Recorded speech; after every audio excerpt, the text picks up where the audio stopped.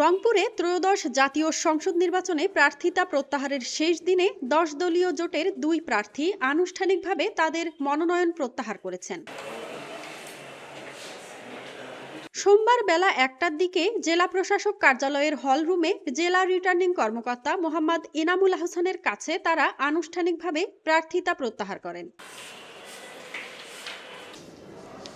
প্রার্থিতা প্রত্যাহারকারীরা হলেন বাংলাদেশ খেলাফত মজলিস মনোনীত গঙ্গাচড়া ১ আসনের প্রার্থী মমিনুর রহমান এবং খেলাফত মজলিসের রংপুর সদর ৩ আসনের প্রার্থী তৌহিদুর রহমান মণ্ডল।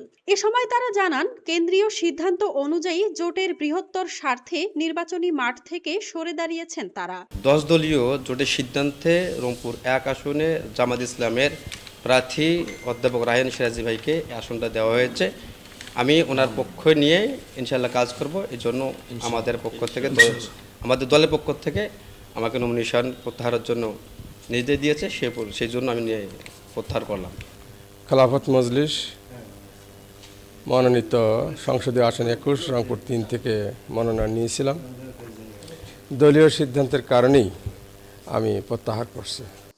প্রার্থীদের প্রত্যাহারের পর রংপুরের নির্বাচনী আসনগুলোতে জোটের রণনীতি আরও পরিষ্কার হতে যাচ্ছে। মাজহাবিন মৌ, RNB নিউজ।